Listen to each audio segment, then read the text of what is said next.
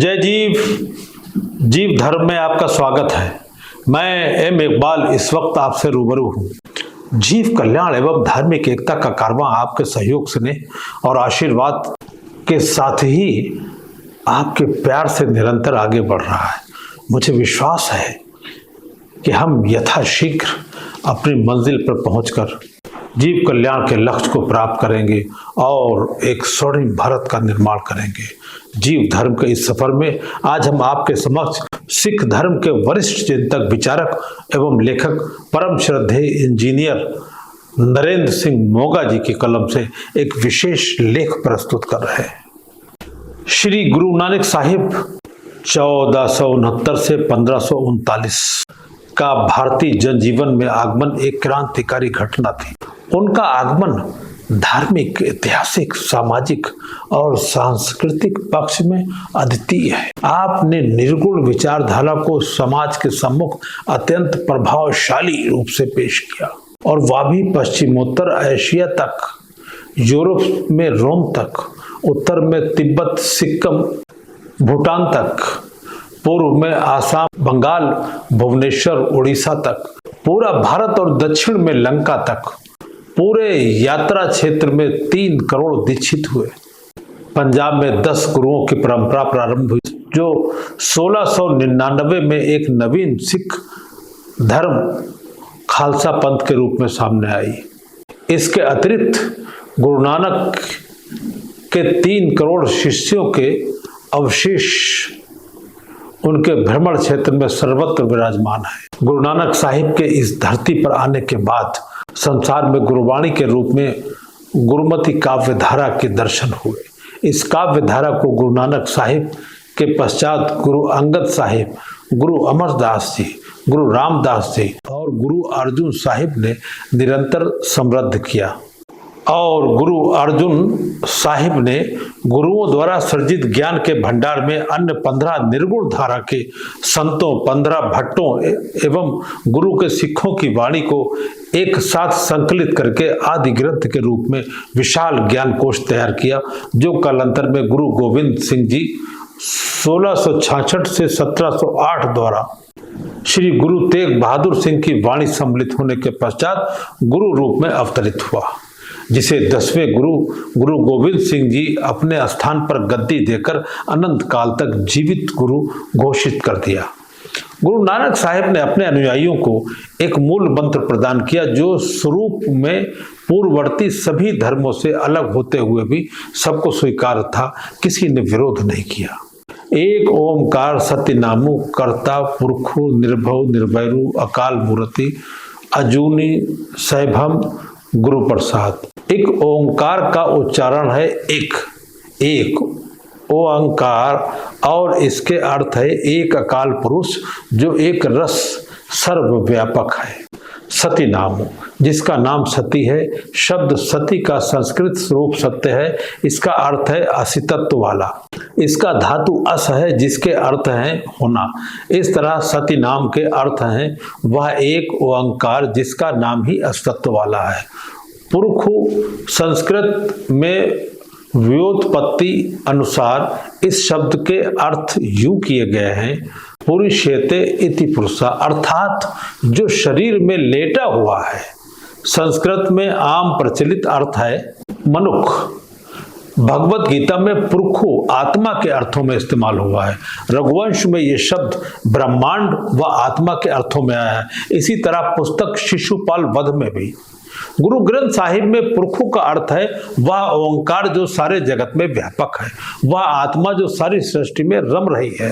मनुख और आत्मा अर्थों में भी ये शब्द कई जगह आया है। अकाल मूर्ति, यह शब्द मूर्ति स्त्रीलिंग है। अकाल इसका विशेषण है, यह भी स्त्रीलिंग के रूप में लिखा गया है। अगर शब्द अकाल अकेला ही पुरखु निर्भव निर्वैर की तरह एक ओंकार का गुणवाचक होता तो पुल्लिंग रूप में होता, तो इसके अंत में भी मात्रा होती। अजूनी, योनियों से रहित जो जन्म में नहीं आता। सैभम, स्वयंभू, स्वयं, भंग, भू, अपने आप से होने वाला, जिसका प्रकाश अपने आप से हुआ। गुरु प्रसाद, गुरु के प्रसाद से गुरु की कृपा द्वारा भाव उपरोक्त एक ओंकार गुरु की कृपा से प्राप्त होता है। अर्थ अकाल पुरख एक है जिसका नाम अस्तित्व वाला है, जो सृष्टि का रचनाहार है, करता है, जो सब में व्यापक है, भय से रहित है, निर्भय, वैर से रहित, निर्वैर, जिसका स्वरूप काल से परे है, भाव, जिसका शरीर नाश रहित है, जो योनियों में नहीं आता, जिसका प्रकाश अपने आप से हुआ है और जो सतगुरु की कृपा से मिलता है। गुरु नानक की यही वाणी उनके अनुयायियों और अग्रेतर गुरुओं द्वारा पृथक खालसा पंथ अर्थात सिख धर्म विकसित होने पर नवोदित सिख धर्म की मूल मंत्र बनी। गुरु नानक साहिब की इस काव्य रचना से प्रारंभ इस नई विचारधारा में पुरातन दुराग्रहों का पुरजोर खंडन किया गया। जहां एक ओर चमत्कार दिखाने वाली सिद्ध धारा का खंडन था, वहीं दूसरी ओर प्राचीन रस्म रिवाज और कर्म कांडों को मजबूती से अस्वीकार कर दिया गया था।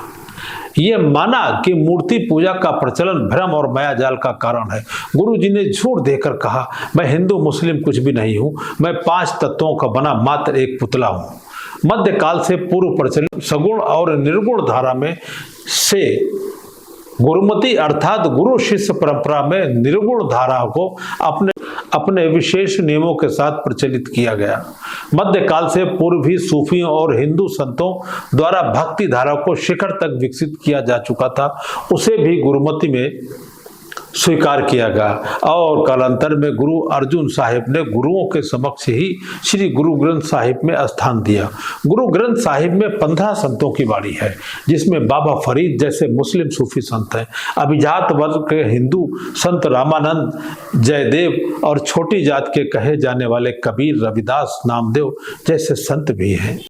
गुरु ग्रंथ साहिब में इन सभी संतों को गुरुओं के समकक्ष सम्मान प्रदत्त है और गुरु नानक का अनुयायी जब गुरु ग्रंथ साहिब के समक्ष माथा टेकता है तो वह गुरुओं के साथ गुरु ग्रंथ साहिब में अंकित 15 संतों की वाणी को भी नमन करता है। गुरु ग्रंथ साहिब 1430 पृष्ठ में सिख का पाठ्यक्रम है, जिसे पढ़कर सिख धर्म की विलक्षणता का अनुभव किया जा सकता है। उसमें लिखे ज्ञान की मात्र कुछ शब्दों में वानगी पेश करने का प्रयास कर रहा हूं। न इस दुश्मन, न इस मीत, न इस हरक, न इस सोग, सब किछु इसका एह करने जोग, न इस बाप न इस मैया, एहु अपरंपर होता अय्या। न प्रभु का कोई शत्रु है और न कोई मित्र है, न प्रभु को हर्ष होता है और न ही कोई शोक होता है, न इसका कोई बाप है न इसकी कोई माता है। प्रभु जन्म मरण से परे है, प्रभु अनादिकाल से ही सर्वव्यापक है। प्रभु का सच्चा नाम क्या है, हम इसे कैसे पा सकते हैं? जिस राम नाम के बारे में हम विचार कर रहे हैं वह परमेश्वर का सच्चा नाम है। प्रभु आदिकाल से युगादि से मौजूद है। यह स्वाभाविक ही है कि उसके अनेक नाम रखे जा चुके हैं और कोई कारण नहीं कि वैसे ही आगे भी अनेक नाम न रखे जाएं। पर ये सब सिफाती व वर्णात्मक नाम है और कृत्रिम है, जो जुबान से बोले या लिखे जाते हैं।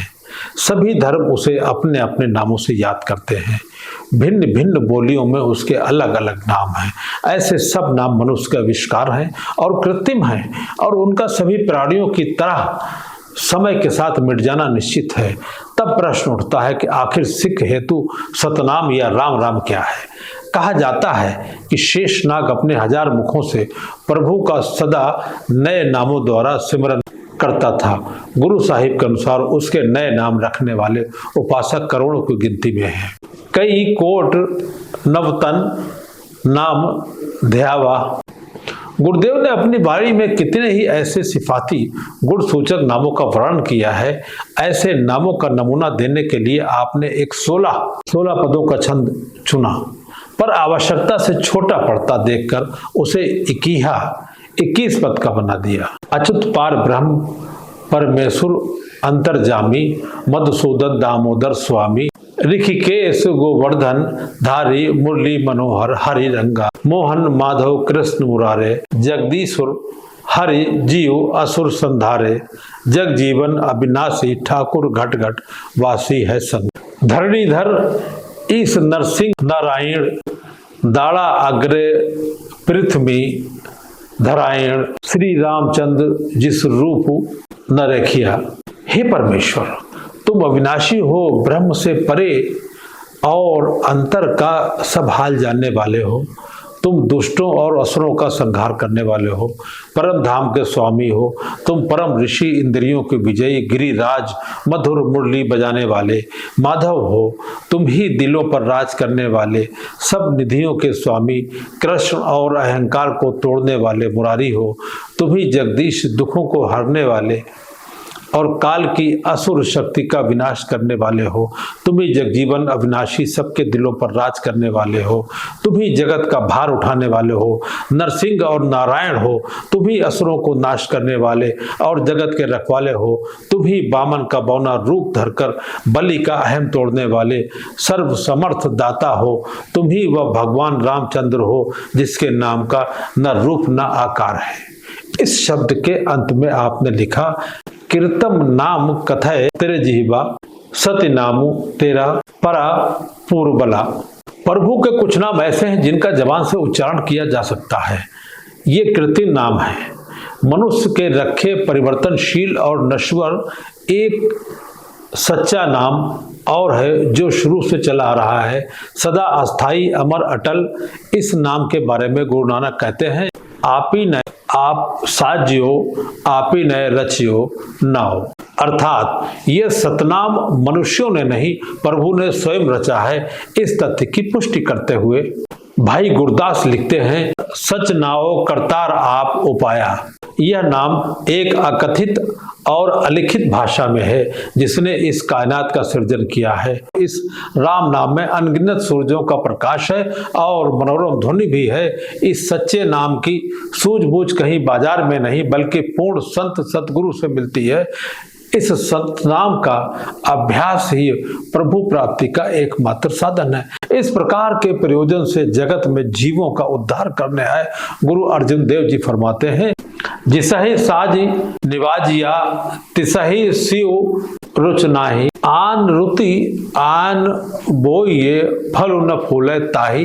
रे मन वत्र बीजण नाओ बोई खेती लाई मनुआ भलो समो सुहा।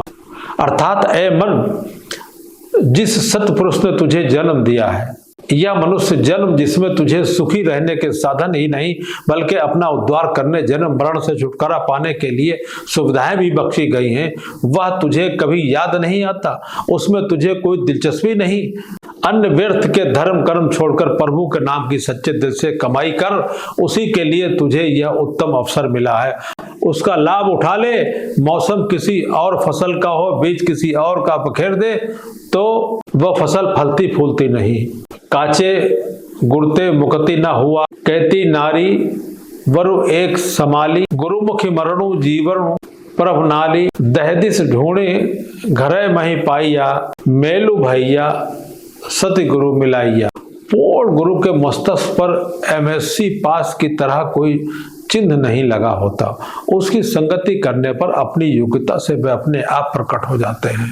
जब शिष्य को ऐसा गुरु मिलता है तो वह पहले ही दिन अपनी सारी योग्यता उसके सामने प्रकट कर नहीं देता। जैसे जैसे साधक की योग्यता प्रकट होती है वह उस पर अपनी अधिक योग्यता प्रकट करता है। पहले तो वह एक बुजुर्ग पूजनीय के रूप प्रकट होता और फिर सचमुच मुर्शिद के रूप में प्रकट होता है। वह यहाँ ही नहीं रुकता, वह मुर्शिद से फना अल्लाह खुदी में मिटाकर खुदा में लीन हो जाने वाला दिखाई देता है और उसके जमाल और जलाल में और परमात्मा के नूर में कोई फर्क नहीं होता। पूर्ण गुरु या मुर्शिद कामिल की पहचान करना कोई आसान काम नहीं है। हम उसके प्रकट चिन्ह, चक्र, रहन सहन और उसके प्राप्त परमात्मा के लाभ से थोड़ा बहुत कुछ जान सकते हैं। वह सदा दयालु और रहमदिल होता है। वह सबको समान दृष्टि से देखता है। वह सब दृष्टि और निर्भय होता है। उसके लिए निंदा और स्तुति एक समान है। गुरु का रहन सहन विशेष प्रकार का होता है जो उन्हें आम जीवों से अलग करता है। पूर्ण गुरु दाता होता है, याचक नहीं। वह अपने शिष्य की एक सुई तक स्वीकार नहीं करता। उसे उनकी किसी भी चीज की चाह नहीं और न मोहताजी है। वह अपने निर्वाह के लिए खुद कमाई करता है और दूसरों को भी देता है। किसी पर बोझ नहीं डालता और अपना निर्वाह करके दीन दुखियों की सहायता करता है। गुरु नानक देव जी फरमाते हैं, ज्ञान विहूणा गावे गीत, भूखे मुल्ला धरे मसीत, और मकटू होय कै कन पढ़ाए, फकरू करे होर जाति गवाए, गुरु पीरू सदाए मंगल जाई, ताकय मूल न लगे अपाई, घल खाई किछु हथौ देई, नानक राहु पछाड़े से ही। वह अपनी शिक्षा या उपदेश का कोई मेहनताना या दक्षिणा नहीं लेता है, सबको मुफ्त देता है। जिस प्रकार प्रकृति की अन्य वस्तुएं, हवा, पानी और सूर्य का प्रकाश सबके लिए मुफ्त है, उसी प्रकार उसकी शिक्षा भी मुफ्त है। उसका श्रृंगार विनय और नम्रता होता है। सब तरफ से समर्थ होने के बावजूद वह अपने बारे में डींगे नहीं मारता कि मैं यह वह कर सकता है। वह जब भी कुछ कहता है तो कहेगा कि मालिक करने वाला है, मेरा मुर्शिद ही सब कुछ कर रहा है। सच है, वृक्ष की शाखा जब फलों से लद जाती है तो वो झुक जाती है। जो स्वयं को तुच्छ समझता है वास्तव में वही बड़ा होता है। उसका किसी से विरोध नहीं होता और ना ही किसी से व्यवहार से कोई शिकायत। यदि कोई उससे वैर भी करे तो वह उसे क्षमा कर देता है। किसी की नुक्ताचीनी, टीका टिप्पणी नहीं करता और न निंदा करता है। उसका सबके साथ प्यार रहता है। शत्रुता रखने वाले के साथ भी वह प्यार करता है। अपने बैरियों से भी प्यार करो का सिद्धांत उसके जीवन में प्रकट होता है। वह पवित्रता, परम ज्ञान, परम सत्य और रूहानियत का उज्जवल सूर्य होता है। उसमें आफताब जैसी चमक और महताब जैसी शीतलता होती है। उसका जीवन पूर्ण परमार्थी होता है। परमार्थ के इच्छुक पतंगों की भांति उसको चारों तरफ से घेर लेते हैं और उससे आत्मिक लाभ लेकर अपना जन्म सफल कर लेते हैं। यह कोई विशेष भेष धारण नहीं करता और न ही मन को काबू में लाने के लिए शरीर को कष्ट देने वाले साधन अपनाता है। उसकी युक्ति सहज और सरल है और कोई भी इंसान कर सकता है। वह लोगों को दिखाने के लिए करामातें करके मदारियों का सा खेल कभी नहीं करता। वह सब शक्तियों का मालिक होते हुए भी उनको गुप्त रखता है। मौज हो तो कभी आवश्यकता अनुसार उनका उपयोग भी कर लेता है। उसके शिष्यों को तो सदा ही उसकी रहमत पहुंचती रहती है। पूरे गुरु का आचरण क्या होता है और उनकी संगति का प्रभाव क्या होता है। उनके पास बैठने से या उनका ध्यान देकर बैठने से मन का दौड़ना रुक जाता है और कुछ स्थिरता प्राप्त होती है। उनसे पवित्रता की रश्मियां निकलती हैं जो अपूर्व तेज और सौंदर्य से भरपूर होती है, जिनके नूर और रंग का ऐसा असर होता है कि इसका अक्षर बयान नहीं कर सकते। उनके अंदर चुंबकीय कशिश और आकर्षण होता है। वह अध्यात्म के भेद भरे वचनों द्वारा आत्मा को अंतर में ऊपर की ओर खींचता है और एक अकथनीय सुरूर और आनंद का अनुभव प्रदान करता है। उनके नेत्रों और मस्तिष्क पर एक टक देखने से एक विशिष्ट प्रकार की झलक दिखाई देगी जो एक कशिश ऐसी प्रतीत होती है, जिसके द्वारा शिष्य को अपने आत्मा एकत्रित करते हुए स्थूल से सूक्ष्म मंडलों में चढ़ती हुई मालूम देगी और उसकी चेतना बढ़ेगी। उसके गुरु के अंदर शांति और समता होती है। उसकी संगति हमारे अंदर आनंद की धारा बहा देती है। उससे मिलकर आनंद प्राप्त होता है। सब मुश्किलें आसान हो जाती हैं और परम पद की प्राप्ति होती है। गुरु रामदास जी फरमाते हैं, जिस मिलिए मन होय आनंदो, सो सतगुरु कहिए, मन की दुविधा बिनस जाए, हरि परम पदुलहिए। वह ओज से भरपूर होता है जिसके कारण उसका मुख जगमगाता है। उसकी आवाज दिल को खींचने वाली होती है और नेत्रों का एक विशेष प्रकार का प्रकाश मन को मोहने और बेधने वाला होता है। संतों से ओज की रश्मियां निकलकर आकाश मंडल पर प्रभाव डालती है। उनके वचनों में एक विशेष प्रकार का निराला प्रभाव होता है। वे सुनने वालों के हृदय में प्रवेश करते चले जाते हैं। उनकी उपस्थिति जीवों को जागृत और उन्नत करने वाली होती है। उसकी नज़र हमारी आंतरिक अवस्था को देखने वाली होती और वह उस अवस्था के अनुसार शिक्षा देता है। जब कोई उसके पास जाता है तो वह उसकी आंतरिक स्थिति को ऐसे देख लेता है जिस प्रकार शीशे के बर्तन में रखी हुई चीज दिखाई देती है, पर वह पर्दापोश होता है। किसी भी भाव के साथ कोई जाए, भंवरा जाए या भेड़ ततैया जाए, फूल की भांति दोनों को सुगंध देता है। कोई उसके दर से खाली नहीं लौटता। जो उसके पास जाते हैं वह ऐसे संस्कार लेकर जाते हैं जो शीघ्र ही या देर से कर्मों के अनुसार उभर आते हैं। जब ऐसी हस्तियों के दर्शन हो जाएं तो समझो आपके भले दिन आने शुरू हो गए। संत सतगुरु कुल मालिक का सच्चा पुत्र होता है। उसके लिए सब जातियां, धर्म, पंथ, समुदाय एक हैं। वह सब देहधारियों में एक परमात्मा को देखता है। हिंदू कहूँ तो मैं नहीं, मुसलमान भी नाही, और 5 तत्व का पुतला गाय भी खेले माही। धर्म और जाति के पक्षपात के बगैर वह सारे संसार को निडर होकर समान उपदेश देता है। उसके लिए सारी खलकत मालिक के बच्चे हैं और वह सबको समदृष्टि से देखता है। वह किसी को अपने धर्म छोड़ने और किसी नए धर्म के स्वीकार करने का उपदेश नहीं देता। उसका संबंध केवल आत्मा से है। आप किसी भी धर्म के हों, उसे चिंता ही नहीं, केवल तुम्हारे अंदर परमार्थ की चाह होना आवश्यक है। उसके लिए धर्म और जाति का कोई प्रश्न नहीं। वह मालिक का अवतार होता है। जिस प्रकार कुल मालिक बिना जबान के संतों महात्माओं को उपदेश देता है, वह भी अपने शिष्यों को अपनी अंदरूनी अनुभव की शक्ति से बिना जबान उपदेश देता है। संतों की शिक्षा बेजबानी की जबान है, जो लिखने पढ़ने का विषय नहीं। वह रूह की जबान द्वारा दी जाती है और रूह ही इसका अनुभव करती है। रूह रब का अंश है और उसका भेद है। रूह बिना तालू और जबान के बोलती है। जो अपने शरीर के बजाय उसको कहीं और ढूंढते हैं वे मूर्ख हैं। वे हिरणों की भांति कस्तूरी को झाड़ियों में ढूंढते हैं और भ्रमवश उजाड़ों में भटकते फिरते हैं। जो कुछ ब्रह्मांड के अंदर है वही पिंड के अंदर है। उसके खोज अपने अंदर करो। हम गलती करके बाहर पोथी पुस्तकों में, नदियों, सरोवरों में, जंगलों, पहाड़ों में, इंसानों के बनाए मंदिरों, मस्जिदों में और अन्य तीर्थ स्थानों में खोजते हैं, पर उन्हें प्राप्त नहीं होती। यदि हमको घटके मार्ग का भेद मिल जाता तो उसे पा लेते, पर सच्चे गुरु के बिना हम काया के अंदर प्रवेश नहीं कर सकते।